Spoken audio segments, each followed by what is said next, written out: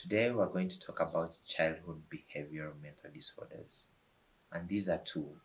One is conduct disorder and the other one is oppositional defiant disorder. So, conduct disorder is one of the most difficult and intractable mental health problems in children and adolescents. And it is marked by chronic conflict with parents and teachers.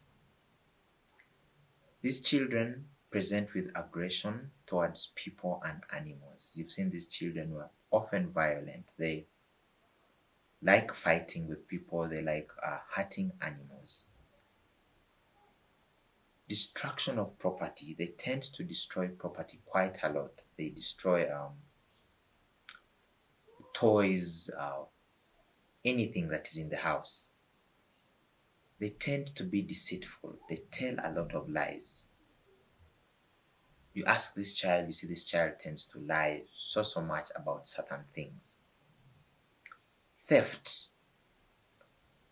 You've seen these children who you can never leave your wallet around them, you can never leave something valuable around them. They tend to steal these valuable things.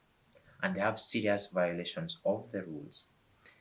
These children will never follow any rule. They want to go against every rule that's been set. If it's at home, you're supposed to stay in the house, you're supposed to have curfew. They tend to violate these rules. Aggression to people and animals include the following. They often bully, threaten or intimidate their peers or other people.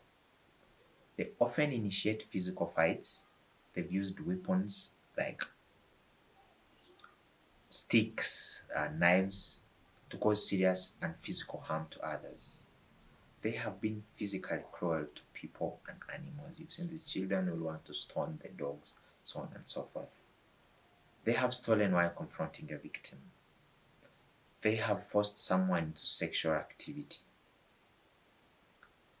They tend to set fire and they deliberately destroy other properties. How about the deceitfulness of theft?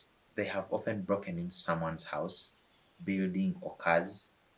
They often lie about obtaining goods or favors to avoid obligations, and they've stolen items of non-trivial value. Serious violation of the rules. They often stay out at night despite their parents prohibiting them. They are often truant from school, and this happens before the age of 13. Truancy involves these children who in the morning they wake up, prepare, dress up, and pretend to go to school. They actually never reach school. When it's time to come back from school, they will come back with all the other children that are coming from school. The above disturbances have caused clinically significant impairment in social, academic, and occupational functioning. What about oppositional defiant disorder? It is another behavioral disorder characterized by angry, irritable mood. These children often lose temper, they are touchy or they are easily annoyed.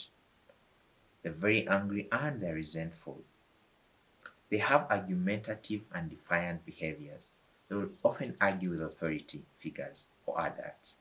They will actively defy or refuse to comply with requests from authority figures, and they'll deliberately annoy others. They will tend to blame others for their mistake or poor behaviors. They are quite vindictive. They're quite vindictive and spiteful, and this behavior has happened at least twice within the past 6 months. How do you manage these two disorders? Parental management training is at the forefront, and this consists of procedures in which these parents are trained to change their own behaviors, thereby alter their child's problem behavior in the home. Remember, children are a mirror image of their parents. So if these children have gotten the aggressive behavior or the anger, they tend to have seen this from their home or from the setup. So when parents are taught how to change their behavior, this will reflect on their children, and in the end, they'll behave in a better way. The parents are encouraged to pay attention to prosocial behavior and use effective, brief, non-aversive punishment. We are not encouraging parents to actually beat up their children. Non-aversive punishments include if they behave in a certain way, maybe they lose their rights to watching TV, or maybe they lose their rights to the PlayStation. Family therapy and consultation with the school is very, very important to be able to teach them about the disorder and how to deal with these children.